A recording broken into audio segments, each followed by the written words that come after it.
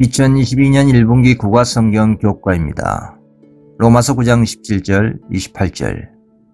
또 이사야가 이스라엘에 관하여 외치되 이스라엘 뭇 자손의 수가 비록 바다의 모래 같을지라도 남은 자만 구원을 얻으리니 주께서 땅 위에서 그 말씀을 이루사 필하시고 끝내시라 하시니라. 온 하늘을 다스리시는 그분은 종말을 처음부터 보시는 분, 즉 그분 앞에는 과거와 미래의 신비가 같이 펼쳐져 있는 분, 죄가 초래한 비애와 어둠과 파멸을 넘어 그분의 사랑과 축복의 목적이 성취될 것을 보시는 분이시다라는 증언입니다. 1월 소재입니다. 하나님의 이스라엘 가번. 아브라함의 자녀를 식별하는 것은 무엇인가? 요한복음 8장 37절.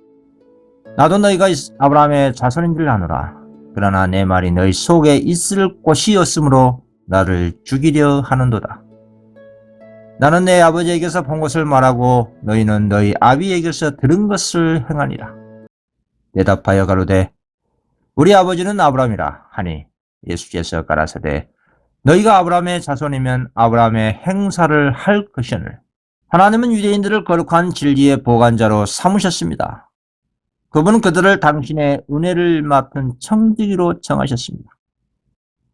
하나님은 그들에게 온갖 영적 물질적 특권을 주시고 이런 축복을 나누어 주라고 명령하셨습니다.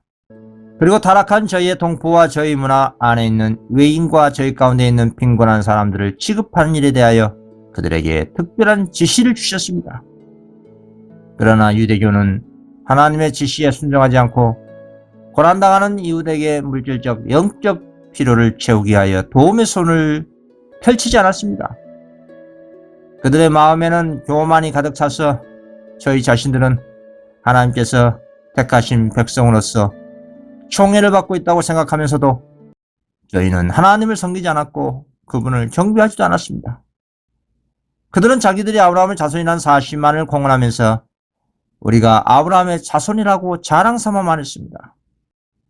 그러나 그들은 아브라함의 일을 하는데 실패함으로 아브라함의 진정한 자녀가 아님을 증명했습니다. 바울은 말하기를 그런즉 믿음으로 말미암은 자들은 아브라함의 아들인 줄 알자라고 말했습니다. 창세기 26장 5절 이런 아브라함이 내 말을 순종하고 내 명령과 내 계명과 내 율례와 내 법도를 지켰습니다 하시니라. 그렇습니다. 아브라함의 믿음은 그의 행위와 순종으로 나타났습니다. 사도 야고보는 행함이 없는 믿음은 그 자체가 죽은 것이라고 말했습니다. 나와버립니다. 오늘날의 참 이스라엘 사람들은 무엇을 염두에 두었는가? 로마서 9장 27절. 또 이사야가 이스라엘에 관하여 외치되 이스라엘의 뭇 자손의 수가 비록 바다의 모래가 들지라도 남은 자만 구원을 얻으리니 주께서 땅 위에서 그 말씀을 이루사 필하시고 끝내시라 하시니라.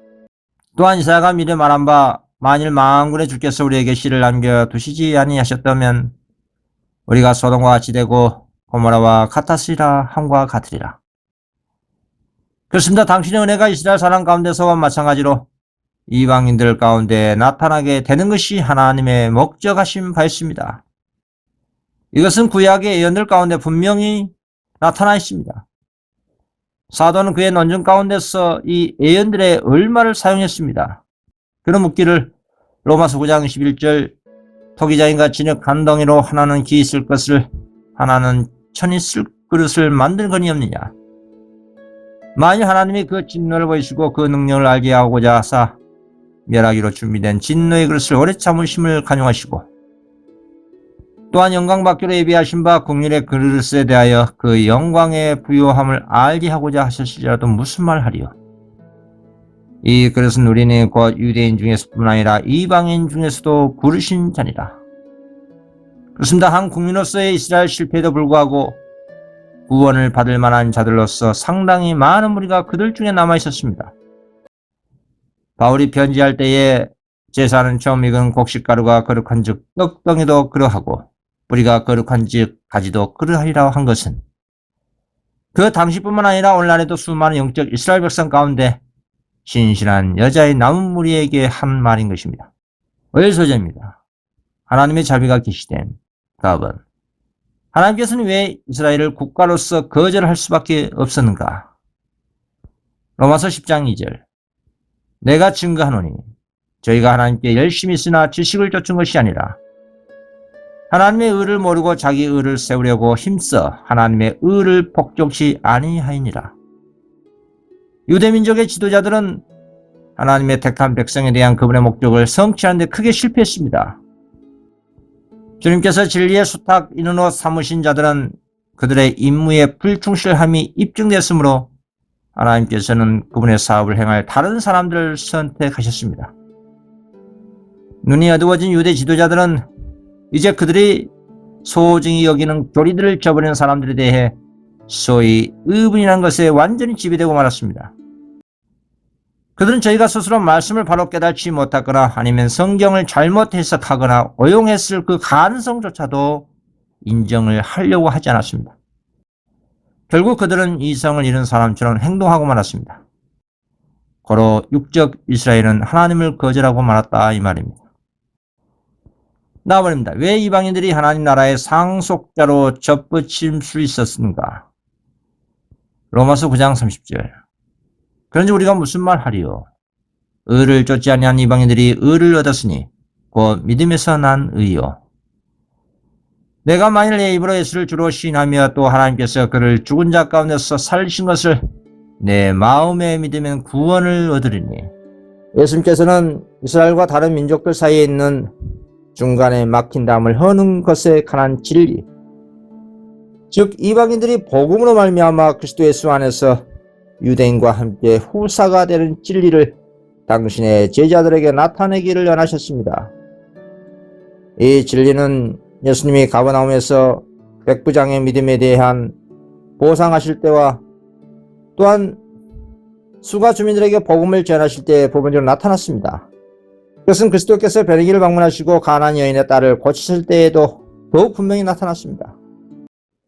이러한 경험을 통하여 제자들은 많은 사람들이 구원받을 가치가 없다고 생각한 사람들 중에도 진리의 빛을 갈망하는 영혼들이 있다는 사실을 깨닫게 된 겁니다. 이래서 그리스도께서는 하나님 나라에는 국경 계급제도 귀족층이 없으며 이리하여 그리스도께서는 하나님의 나라에는 국경 계급제도 귀족층이 없으며 그들은 만방에 나아가 구주의 사랑의 기별을 전해야 한다는 진리를 제자들에게 가르치시고자 하셨던 겁니다. 8소제입니다. 하나님은 온 세상 사람들을 사랑하신 갑은 사단의 거짓말과 인류를 위한 편견 없는 하나님의 계획 사이의 대조를 설명하라. 갈라디아서 3장 18절 너희는 유대인이나 헬라인이나 종이나 자주자나 남자나 여자 없이나 다 그리스도 예수 안에서 하나이라. 디모데전서 2장 3절 이것이 우리 구주 하나님 앞에 선하고 받으실 만한 것이니 하나님은 모든 사람이 구원을 받으며 진리를 아는 데 이르기를 원하시니라. 베드로서 3장 9절 주의 약속은 어떤 이에 더디다고 생각하는 것 같이 더딘 것이 아니라 오직 너희를 대하여 오래 참으사 아무도 멸망치 않고 다 회개하기 이르시기를 원하시라. 이것이 하나님의 마음입니다. 그리스도는 한 사람이라도 잃어버린 바 되는 것을 견딜 수가 없었습니다. 예수님은 아무도 멸망하지 않고 다 회개함에 이르기 위하여 가장 수치스러운 죽음을 당하심으로 충만하고 완전한 희생을 하셨습니다. 회개하고 믿는 모든 영혼을 위하여 예수님께서 속죄하신 것은 모든 사람이 그분의 죄를 짊어지신 자라는 것을 발견하도록 하기 위한 것이었습니다. 누구든지 멸망받는 것은 하나님의 뜻이 아니며 모든 사람이 영생 얻기를 하나님께서 원하신다는 사실입니다. 나와버립니다. 하나님의 모든 백성에게 주어진 사명은 무엇인가? 로마서 10장 14절 그런즉 저희가 믿지 아니하는 일을 어찌 부르리요? 듣지도 못한 일을 어찌 믿으리요? 전판자가 없이 어찌 들으리요? 보내심을 받지 아니했으면 어찌 전파리요? 기록된 바 아름답도다 좋은 소식을 전한 자들의 발이여 함과 같으니라. 인류를 위한 그리스도의 희생은 충분하고도 완전한 것이었습니다. 속죄의 조건은 다 성취되었습니다. 그분이 이루고자 이 세상에 오신 사업은 완성되었습니다. 그분의 나라를 얻으셨습니다. 예수님께서는 그것을 사단에게서 빼앗으시고 만물의 후사가 되셨습니다. 무한한 권위를 부여받으신 그분은 그의 제자들에게 사명을 맡기셨습니다. 그러므로 너희는 가서 모든 족속으로 제자를 삼아 아버지와 아들과 성령의 이름으로 침례를 주고 내가 너희에게 분부한 모든 것을 가르쳐 지키게 하라. 볼지어다 내가 세상 끝날까지 너희와 항상 함께 있으리라. 예수님께서는 제자들을 떠나시기 직전에 다시 한번 당신의 나라의 속성을 말씀하셨습니다. 그분은 전에 그것에 관하여 그들에게 말씀하셨던 것을 생각나게 하셨습니다. 예수님은 이 세상에 현세적 나라를 세운 것이 당신의 목적이 아니라고 선언하셨습니다. 그분은 다윗의 보좌에서 지상의 군주가 되어 통치하도록 임명받은 것이 아니었습니다. 제자들이 주께서 이 이스라엘 나라를 회복하심이 이때니까 라고 예수님께 물었을 때에 그리스도께서는 때와 기한은 아버지께서 자기의 권한에 두셨으니 너희의 알 바 아니오라고 대답하셨습니다. 예수님께서는 제자들로 하여금 알 수 있도록 계시하신 그 이상의 장래에 대하여 알려고 하는 것이 필요하지 않았습니다. 복음의 기별을 선포하는 것이 제자들이 할 일이었습니다. 그리고 오늘날도 마찬가지로 계시록 14장의 셋째 천사의 천국 복음이 온 세상에 증거되고 전파됐을 때 우리 예수님께서는 속히 오실 것입니다. 수요소재입니다. 행동하기를 요청하신 갑은 분쟁에 휩싸인 세상에 대한 하나님의 놀라운 보살핌을 고려할 때 우리 각자는 어떤 행동 요청을 받아들여야 하는가? 고린도전서 12장 13절 우리가 유대인이나 헬라인이나 종이나 자유자나 다 한 성령으로 침례를 받아 한 몸이 되었고 또 다 한 성령을 마시게 하십니다. 로마서 11장 1절 그러므로 내가 말하노니 하나님이 자기 백성을 버리셨냐? 그럴 수 없느니라. 나도 이스라엘이요 아브라함의 씨에서 난 자요 베냐민 지파라. 하나님이 그 미리 아신 자기 백성을 버리지 아니하셨다니 너희가 성경에 엘리야를 가리켜 말한 것을 알지 못하느냐? 저가 이스라엘을 하나님께 송사되 주여 저희가 주의 선지자들을 죽였으며 주의 제자들을 헐어버렸고 나만 남았는데 내 목숨도 찾나이다 하니 저에게 하신 대답이 무엇이냐? 내가 나를 위하여 바알에게 무릎을 꿇지 아니한 사람 7천을 남겨두었다 하셨으니 그렇습니다. 세상은 갈수록 소란스럽고 갈등과 반목과 혼란이 가중될 것입니다. 그런 세상에 있는 교회는 둘씩 나가서 하나님의 계획에 따라 그리스도의 성령 안에서 일해야 합니다. 비록 유다와 같은 사람이 일꾼에 대해 자신을 소개할지라도 예수님께서는 그 사업을 돌보실 것입니다. 그분의 천사들은 앞서가서 길을 준비할 것입니다.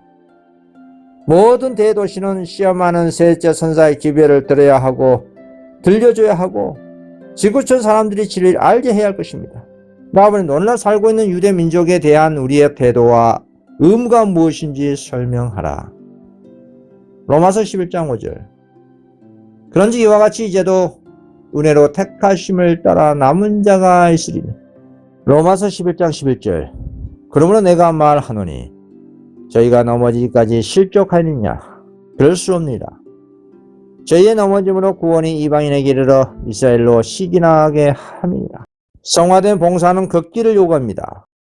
복음 사역에 있어서 십자가는 들려져야 하고 그 이치가 분명히 보여져야 합니다. 인간의 영향력은 능히 구원할 수 있고 또 그리스도께 의지하는 모든 사람을 구원으로 보존하실 수 있는 분으로부터 그 효능을 끌어와야 합니다. 교인들이 그리스도와 연합함으로 복음에 변화시키는 능력이 전 세계에 퍼져야 합니다. 복음 사역에 있어서 주님께서는 다른 도구들을 사용하십니다.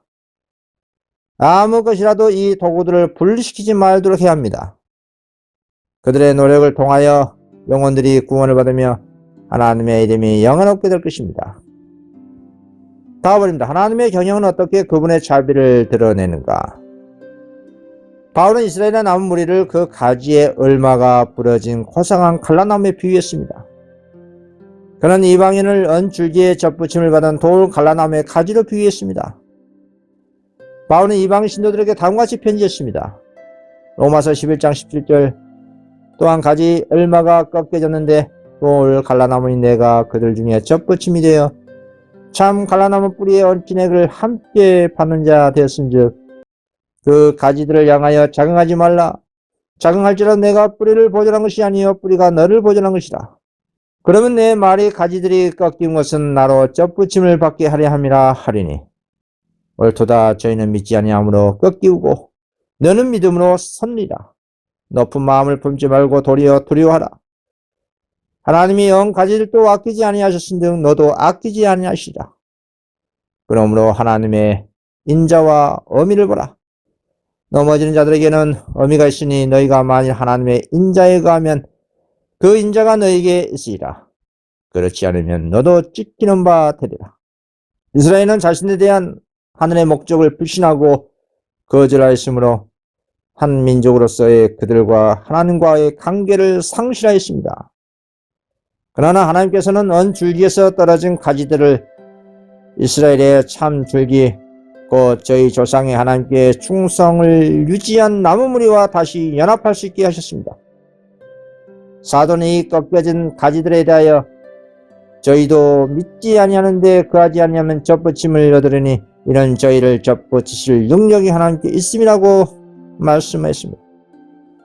바울은 이방인들에게 다음과 같이 편지했습니다.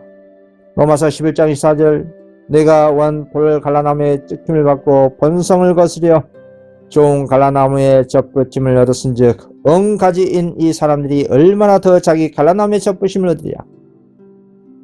형제들아 너희가 스스로 지혜 있다 함을 명기하여 이 비밀을 너희가 모르기를 내가 원치 아니하노니 이 비밀은 이방인의 충만한 수가 들어오기까지 이스라엘에 더는 완악하게 된 것이다. 이같이 바울은 하나님께서 유대인과 이방인의 마음을 똑같이 변화시켜 이스라엘에게 약속된 축복들을 그리스도 안에서 모든 믿는 자들에게 넉넉히 허락할 수 있다는 사실을 보여주었습니다. 목요일 소재입니다. 어둠 앞에 광채.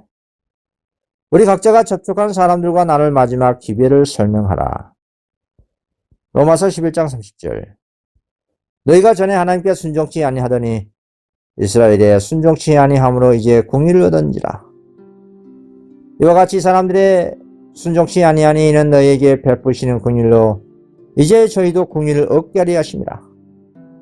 하나님이 모든 사람을 순종치 아니하는 가운데 가두어 두심은 모든 사람에게 공의를 베풀려 하심이로다. 신랑이 오심을 기다리는 자들은 백성들에게 너희 하나님을 보라고 외치할 것입니다. 세상의 빛을 마지막 자비의 빛, 그 세상에 전파되어야 할 마지막 공의의 기별은 하나님의 사랑의 품성을 복음 전도 활동을 통해서 드러내는 것입니다. 하나님의 자녀들은 하나님의 영광의 품성을 드러내야 합니다. 하나님의 자녀들은 저희의 성의와 품성을 통하여 저희를 위하여 행하신 하나님의 은혜를 나타내야 합니다. 의의 태양광선이 선행 곧 진실한 말과 거룩한 행실을 통하여 비춰지도록 되어 있습니다. 실천적 신앙은 설교만 한 것보다 훨씬 더 효과적입니다. 지금까지 막혔던 그리스도의 것과 같은 진지한 사랑의 샘물이 터져 나오게 될 것입니다. 나오는데 역사의 종말에 하나님의 참된 이스라엘의 경험과 그 이유를 설명하라. 계시록 12장 17절 용이 여자에게 분노하여 돌아가서 그 여자의 남은 자손 곧 하나님의 계명을 지키며 예수의 증거를 가진 자로 더불어 싸우려고 바다 모래 위에 섰더라. 계시록 14장 12절 성도들의 내가 여기 나니 저희는 하나님의 계명과 예수 믿음을 지킨 자니라. 하나님의 백성들과 마지막 싸움할 때 사단이 사용하는 방침은 그가 하늘에서 대쟁투를 시작할 때 사용한 것과 똑같습니다.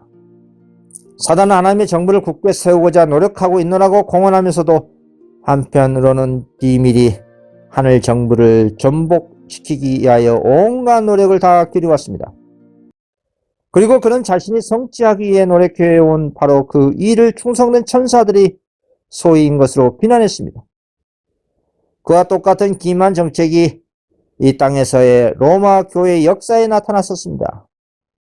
하나님의 대리자라고 행동하느라고 공언하면서도 스스로 하나님보다 높아지고자 힘쓰고 그분의 율법을 바꾸고자 했습니다.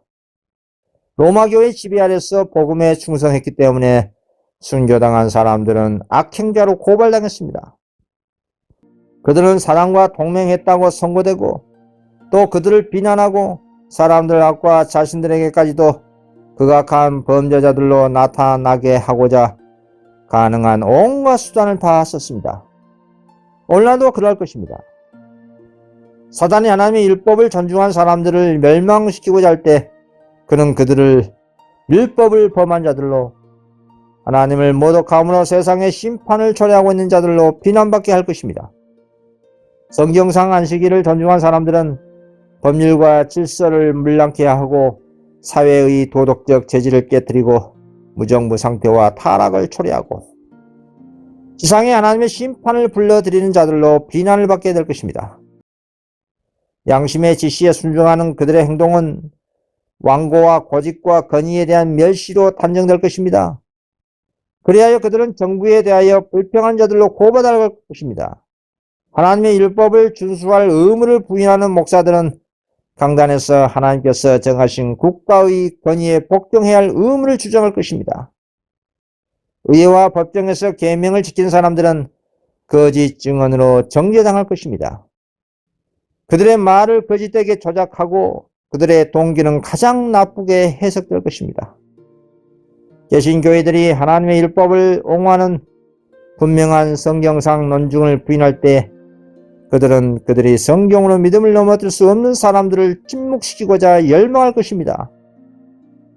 비록 그들 자신은 그 사실을 인식하지 못할지라도 그들은 모든 그리스도교계에서 하고 있는 일을 양심적으로 거부하고 법안권의 안식일의 요구를 인정하지 않는 사람들을 핍박하도록 이끌게 될 길을 오늘날 따라가고 있다 이 말입니다.